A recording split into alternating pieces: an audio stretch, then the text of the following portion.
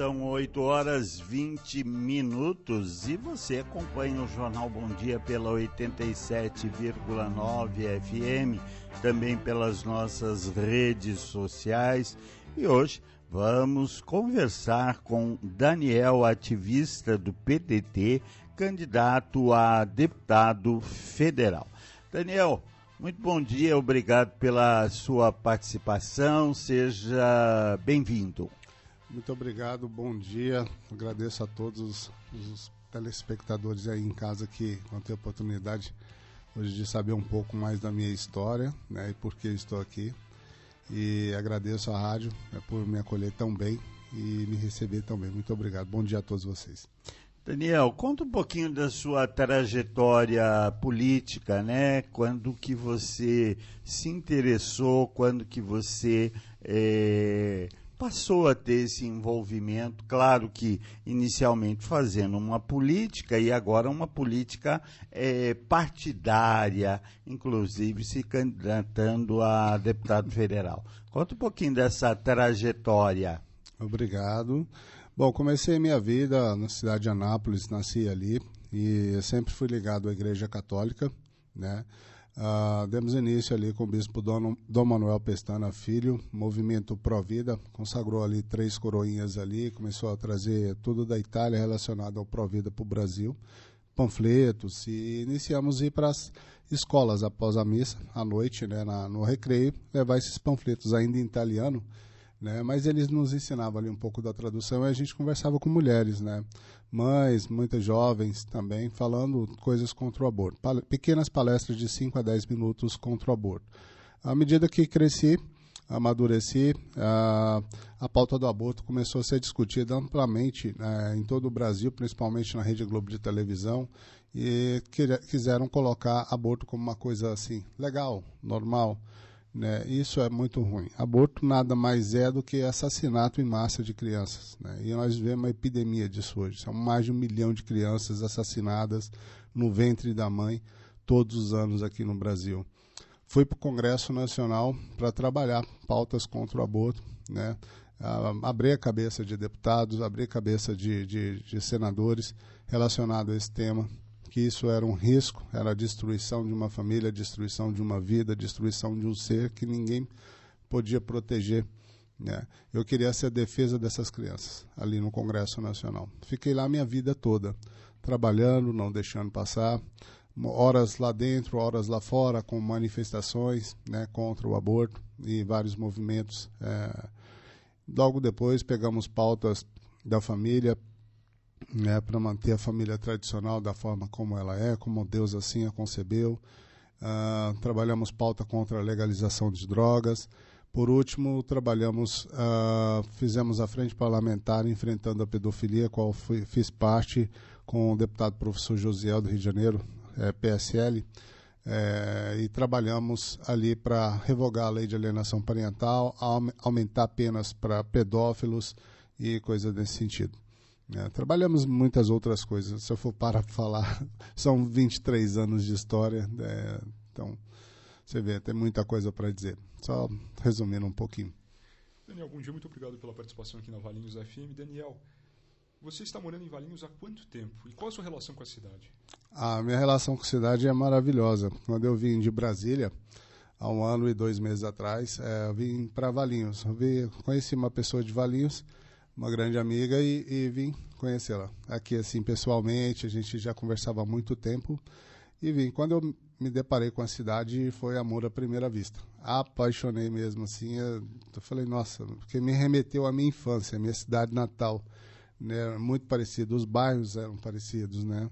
As pessoas bem parecidas, e a cidade é uma cidade totalmente conservadora, que ainda mantém tradições, que ainda mantém o ir à missa aos domingos, ao ir ao culto, aquela coisa toda. Isso me chamou muita atenção e me trouxe uma paz dentro de mim. Então eu falei, eu preciso morar aqui. Eu apaixonei e estou aqui até hoje. Daniel, você em 2020, né, teve um período que você foi preso, né? Por quê? Né? O que aconteceu? Por que você foi detido? Muito boa pergunta. 2020, estavam tendo uma onda no Congresso Nacional para se aplicar um golpe no nosso país, tirando o presidente da República. Vários partidos de esquerda, alguns de centro, seu Rodrigo Maia, naquele período, não deixando o presidente governar. Tudo que o presidente colocava, leis que seriam boas para o país, né, leis que aumentaria números de emprego no nosso país, reformas como a reforma tributária, que tiraria a metade dos impostos do nosso país, coisa de suma importância e geraria muito emprego. Eles não deixavam passar nada, ou seja, engessaram o presidente da República no Congresso Nacional e via Supremo também, Tribunal Federal, né? O que houve em Brasília? Nós cansamos daquilo. O Brasil precisava andar, o Brasil precisava crescer, o Brasil precisa fluir, precisa ter geração de emprego e renda. E um Congresso que estava atrapalhando isso, o processo. Isso ficou nítido para nós ali. Então nós convidamos toda a população brasileira para ir a Brasília, pedir para o Congresso Nacional deixar o presidente governar, né? Começamos a fazer manifestações em apoio ao presidente da República, tá? Manifestações que levavam-se faixas ali pedindo deixe o presidente governar. Outra coisa que pedíamos, a triparticipação dos poderes, tá? Executivo executava, ou seja, o presidente governava. O legislativo legislava e fazia leis e criava leis, e o judiciário que julgasse conforme a Constituição Federal. Estava uma bagunça e aquilo vinha atrapalhando o nosso país. Foi isso que nós pedimos, né? O presidente governasse, a triparticipação do poder sem um usurpar o outro, né? Foram 2 meses ininterruptos de manifestações em Brasília pedindo para que o presidente continuasse. O Rodrigo Maia estava com 32 processos de impeachment contra o presidente da República, escondido, preparando para aplicar um golpe no presidente da República e retirá-lo do poder, né? Nós nos levantamos e dissemos não. Nós queremos que o Bolsonaro continue governando. E foram manifestações nesse sentido. Nunca pedimos nenhuma destituição de poder, nunca pedimos nenhuma destituição de STF, nunca pedimos nada que fosse contra a democracia brasileira, tá? O que houve lá? Quando foram engavetados os 32 processos de impeachment contra o presidente da República, o senhor Rodrigo Maia deixou. O Congresso acalmou, vendo mais de 1 milhão de pessoas na porta deles ali acampadas, pedindo, pelo amor de Deus, para parar com aquela briga toda. Na hora que isso acabou, nós viemos embora. Está na hora de descansar, né? Nós paramos ali, né? Alcançamos o objetivo, que o presidente voltou a ter governança dentro do Congresso Nacional com o apoio de vários parlamentares. Não tinha mais por que continuar.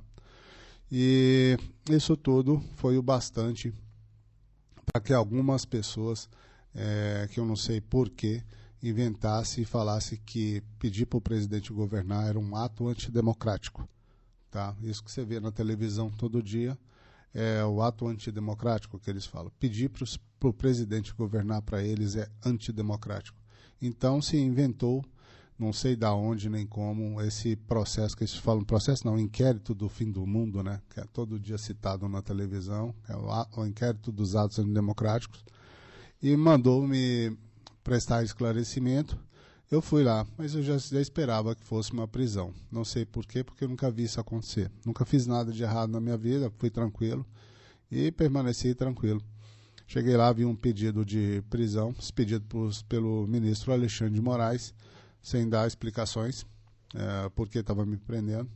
No inquérito não se prende ninguém. Se se prender, se prende por 5 dias, prorrogável por mais 5. Ele me deixou preso 1 ano e 12 dias, tá?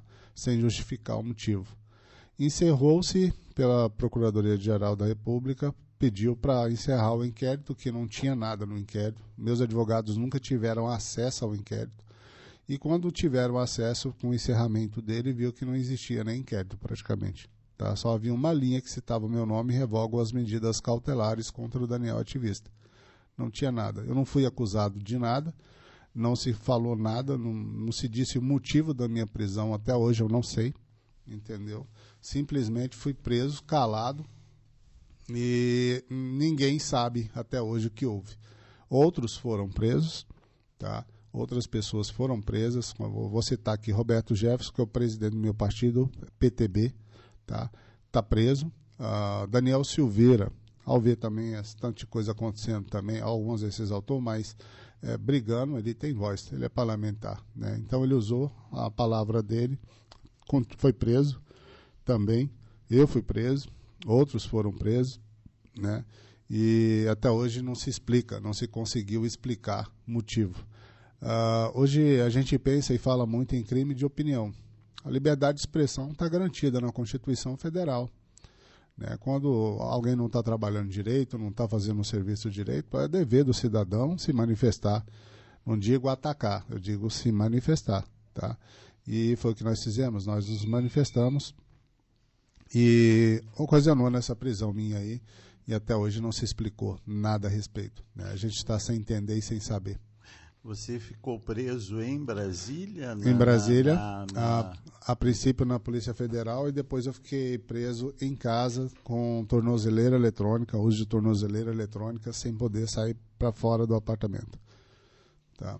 E hoje como é que está o seu processo? Não teve processo, só foi um inquérito, né? Foi encerrado e não diz por quê. Entendeu? Até hoje não há explicações, né? Está todo mundo sem entender, ninguém sabe. Meus advogados nunca viu isso na vida. Olha que eu tenho advogados que têm 50 anos de advocacia, nunca se viu nada parecido no Brasil.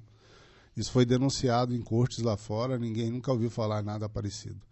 Entende? Uma anomalia jurídica, uma aberração jurídica foi o que aconteceu e vem acontecendo no nosso país, né? São 8h32, nós estamos conversando com o Daniel Ativista, ele que é do PTB, candidato a deputado federal, e você, ouvinte, quiser participar, pode enviar perguntas por meio do nosso WhatsApp, 99609-1059. Além da FM 87,9, estamos ao vivo no Facebook e também no YouTube. Daniel, você é do PTB, partido esse que tem Roberto Jefferson como candidato a presidente. Você tem uma simpatia com o presidente Jair Bolsonaro. Nessa eleição, você está apoiando o Roberto ou o Bolsonaro? Bolsonaro. Tá? O Roberto Jefferson, é bom você tocar nesse assunto. No nosso país, se você ama Deus, se você ama pátria, família, vida, liberdade de expressão, é bastante para você ser preso. Se você falar sobre isso, você vai preso. Roberto, ele foi um que falou sobre isso, e o lema do PTB é esse. O lema do conservadorismo é esse. Quando ele abriu a boca para falar sobre isso, ele foi engolido vivo. Prenderam ele. Ele se candidatou a presidente da República não para ser presidente, mas para usufruir o tempo de televisão e mostrar a verdade e ajudar o presidente Bolsonaro. A verdade é essa. A ordem no PTB é apoiar 100% o presidente Bolsonaro, o ministro Marcos Pontes e o ministro Tarcísio aqui para São Paulo. Tá? O PTB nacional inteiro apoia o presidente Bolsonaro. Simplesmente o Roberto, junto com o padre Kelmo, que é o vice dele, é um padre, tá? Que ele chamou para ser vice, né, para manter a ordem. O PTB é um partido conservador, até no estatuto hoje. Era simplesmente para ajudar o Bolsonaro contra esses ataques em debates, né, que igual houve agora 2 dias atrás aí na Band, né? Simplesmente, se o Lula por acaso mentisse, o Roberto, como fez parte daquilo lá no passado, iria desmentir ao vivo, né? Ia dizer a verdade. Era só para isso que ele se candidatou, para dizer a verdade. E o Roberto Jefferson é que fez as primeiras denúncias, né? Quando as denúncias aconteceram lá na Correios, né? Sim. Ele denunciou todo o mensalão, ele denunciou o Lula, denunciou todo o esquema de corrupção do PT. Foi o que deu início em colocar as coisas em ordem, na verdade, no Brasil. Todo mundo achando que a coisa estava bonita, que não faltava nada. Ao contrário, a coisa era feia. E nós estamos pagando o preço hoje, né, com uma dívida daquela época de 8 trilhões de reais que ficou para nós pagarmos, né, da roubalheira desenfreada promovida pelo PT e os seus partidos ali adjuntos, né?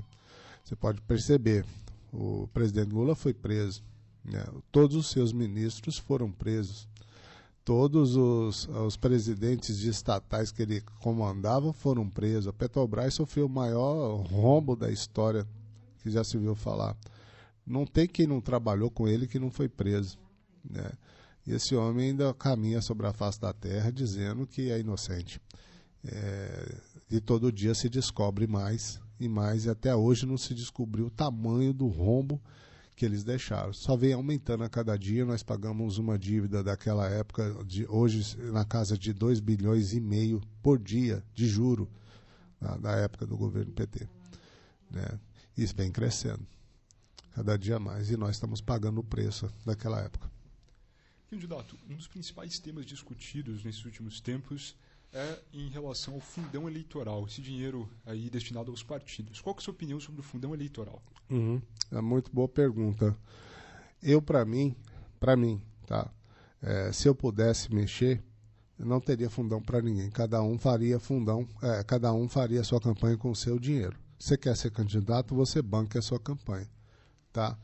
Mas como foi aprovado no Congresso Nacional, então tem que ser mantido. Não adianta eu falar para você, eu não vou ter fundão. E o candidato de esquerda vai lá, hoje eles estão pegando por volta, juntando União Brasil com o PT e tudo mais, 1 bilhão e lá vai cacetada, é o que mais estão pegando dinheiro. Como é que eu concorro com pessoas que estão levando 1 bilhão, né, em campanha, e eu a zero? Eu nunca vou entrar, tá? Se está na lei, está garantido por lei, e eu posso utilizar dentro da legalidade da lei para mim fazer campanha com um pouquinho que tem, eu vou utilizar. Agora, se eu entrar lá dentro e se aparecer uma votação para acabar com o fundão, o meu voto é para acabar com o fundão. Eu acho uma discrepância usar dinheiro público para bancar a campanha de parlamentares, tá? Eu acho que você vai para uma guerra, não adianta o cara estar com um fuzil e você uma flor. Tá? Você tem que estar armado com a mesma arma ou mais poderosa ainda para vencer a guerra. Né? Se está lá, é para você usar, use, ganhe a guerra e depois guarde as armas. É isso. Mas mantenha a vigilância. São 8h39, hoje conversando com o candidato a deputado federal, Daniel Ativista.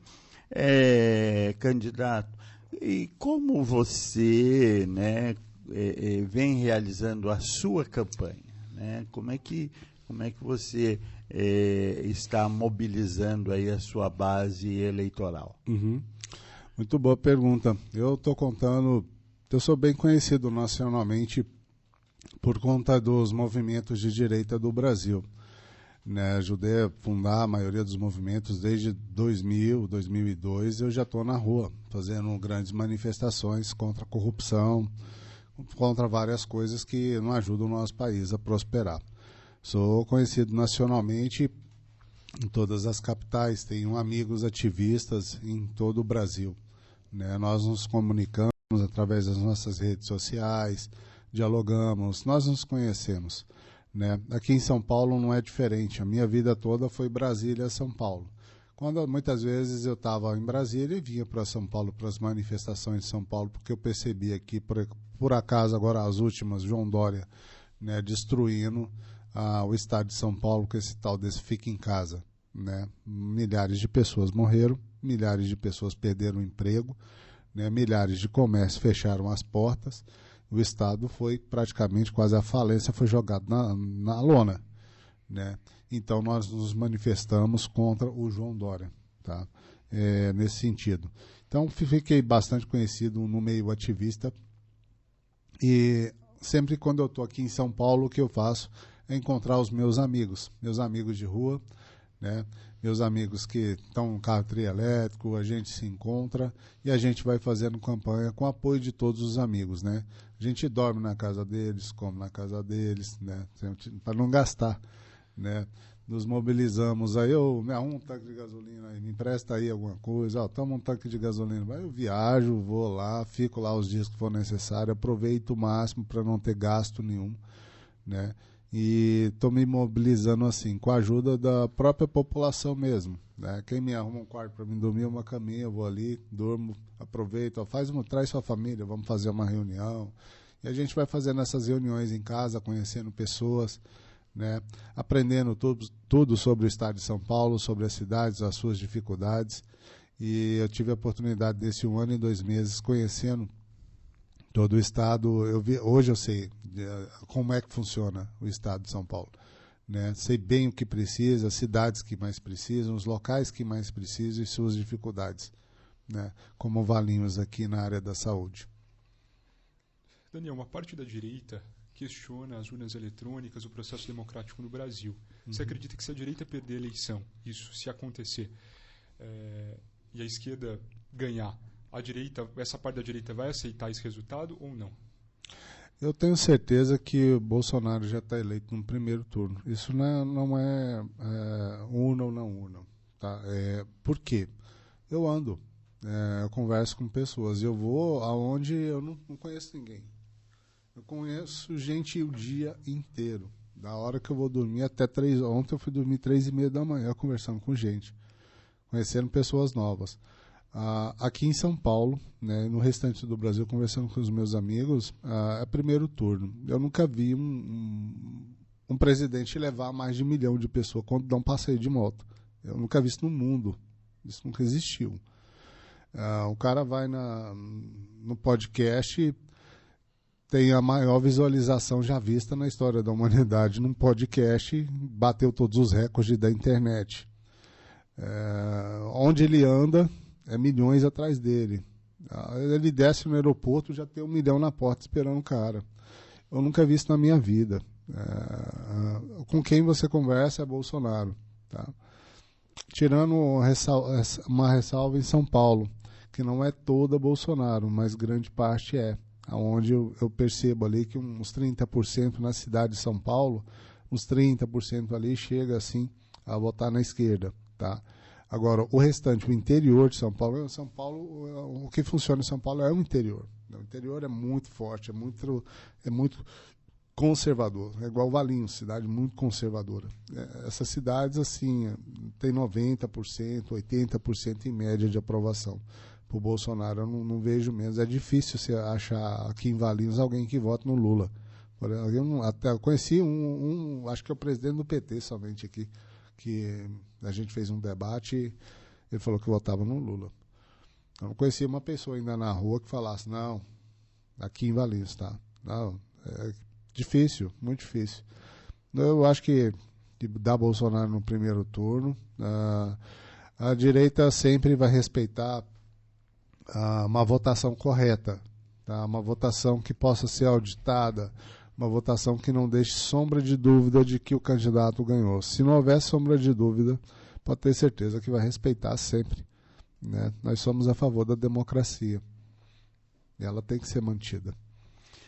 Daniel, caso você seja eleito, né, quais são os seus projetos que você estará defendendo? Você já falou a questão do aborto, né?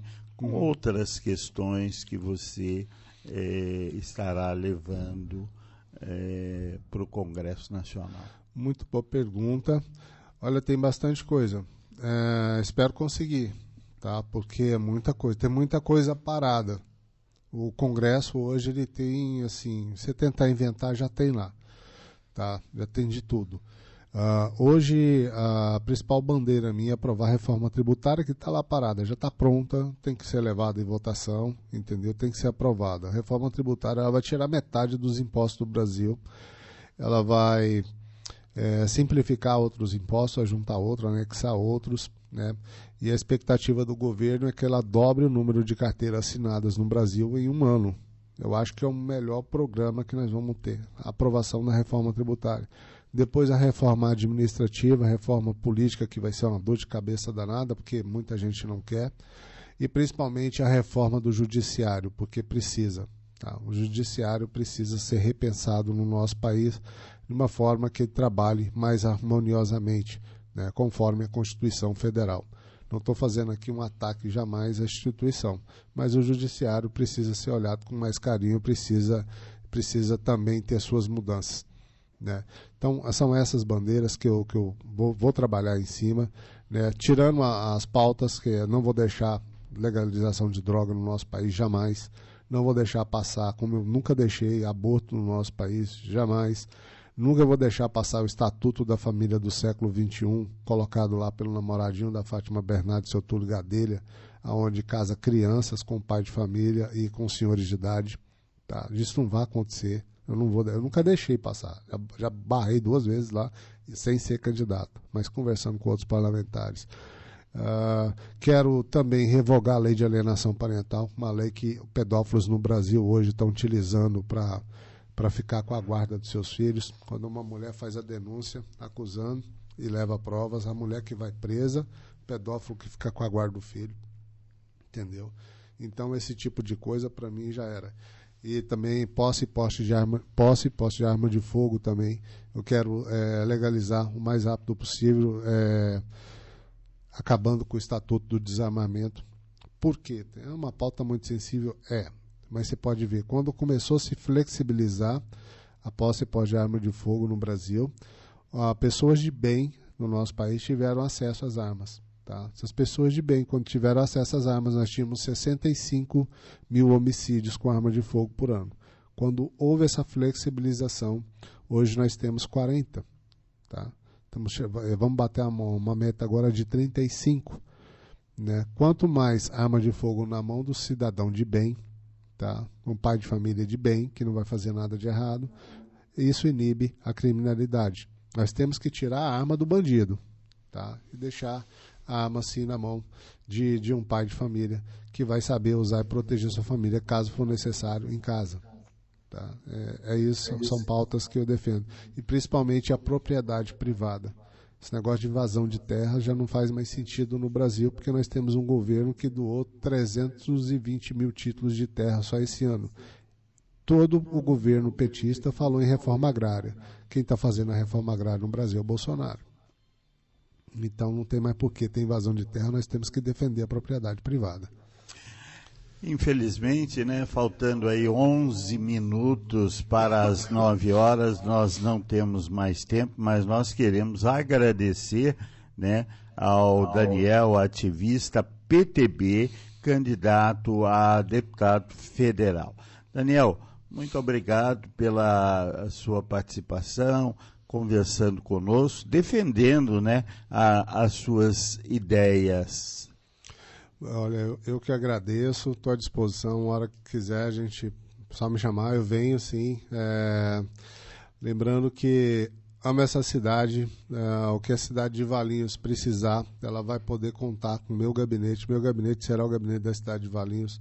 Nós temos grandes problemas aqui a ser resolvidos.